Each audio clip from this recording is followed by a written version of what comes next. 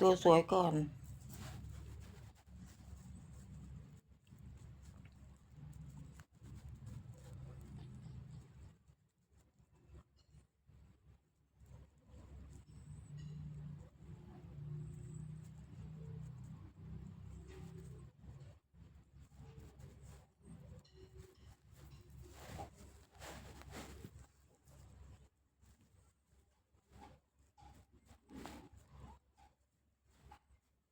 แต่งตัวนานไม่ต้องกลัว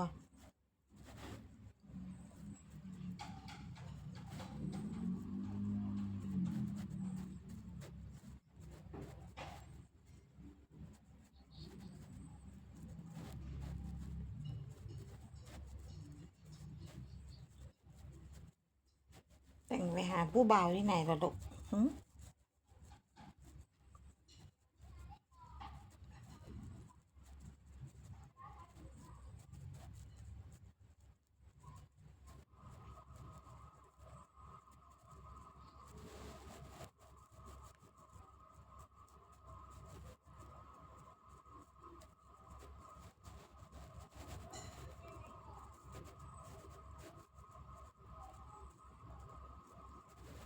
งามแล้วงามแล้ว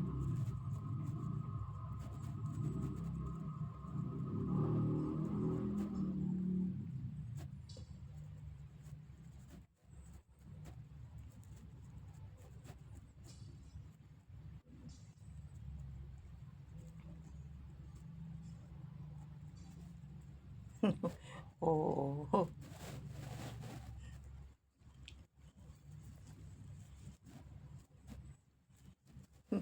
เอามือปิดไว้ด้วยอาย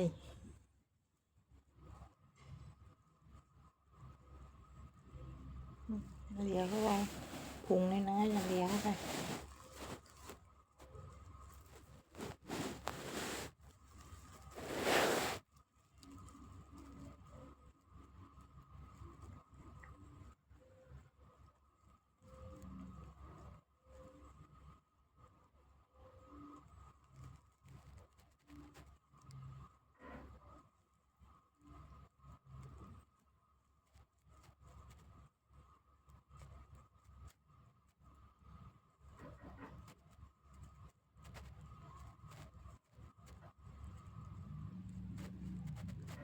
จะดูที่หนูแต่งตัวทีเท่าไหร่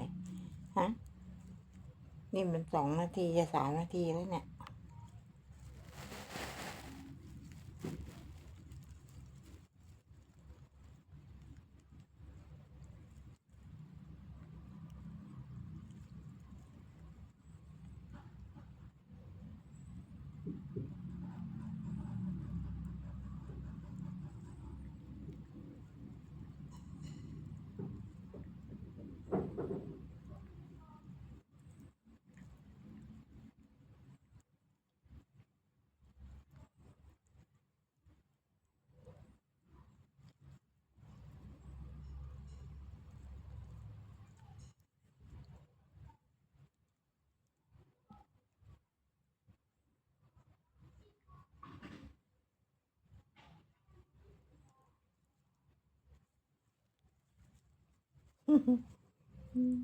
ยังไม่เสร็จอีกเหรอลูกมีหยุดพักด้วยนะหยุดพัก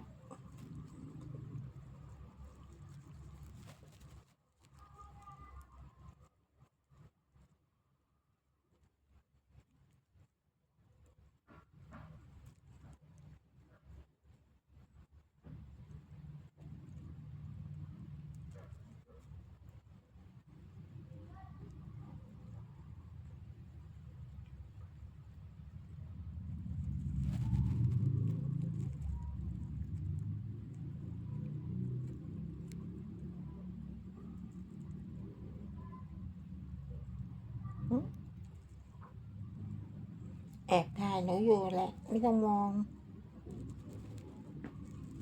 แอบถ่ายแล้วแต่งตัว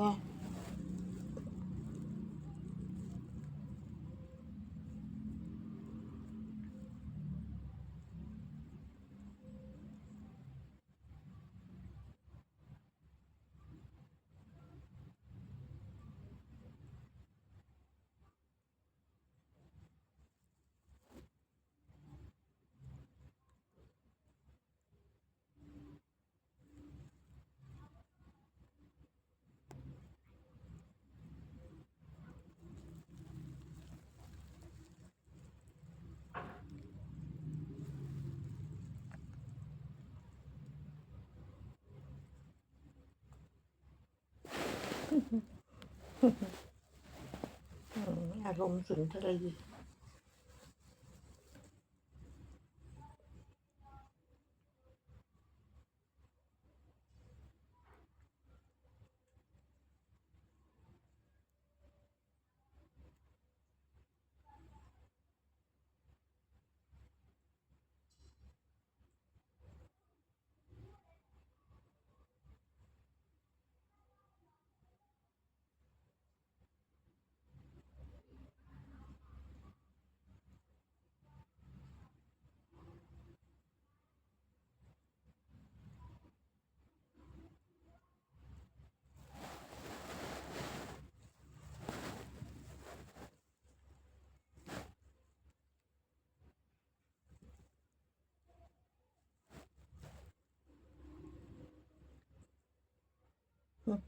กลัวไม่สะอาดเท้าเธออ่ะ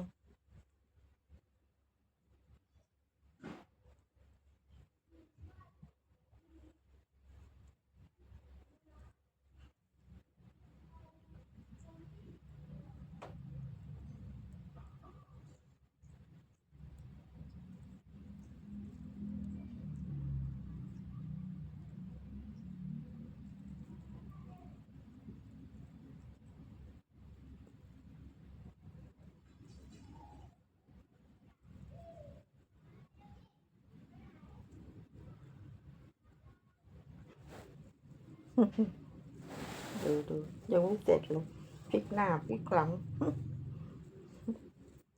หลายนาทีเลยเนี่ย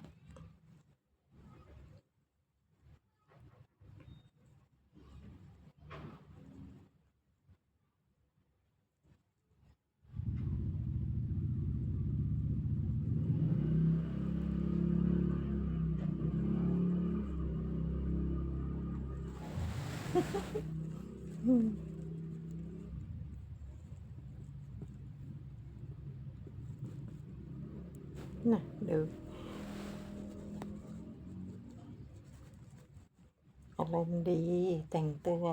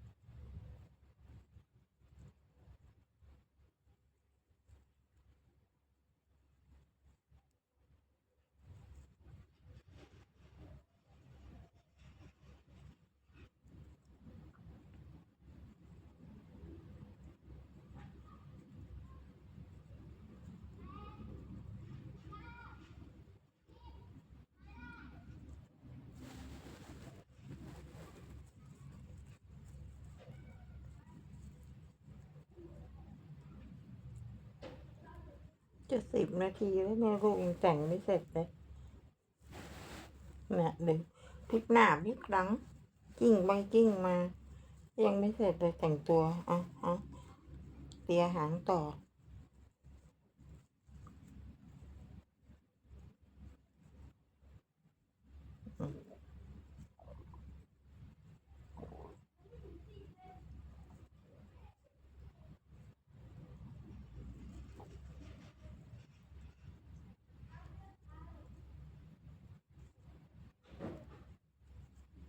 สวยแล้วลูก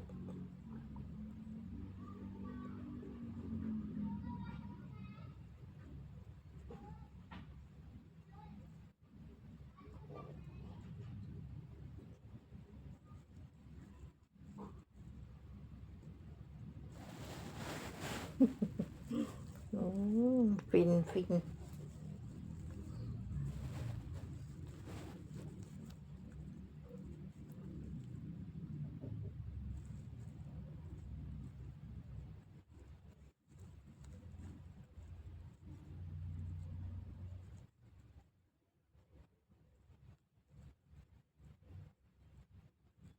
ร็จยังแต่งตัวน่ะโอ้โหยังไม่เสร็จนะคะ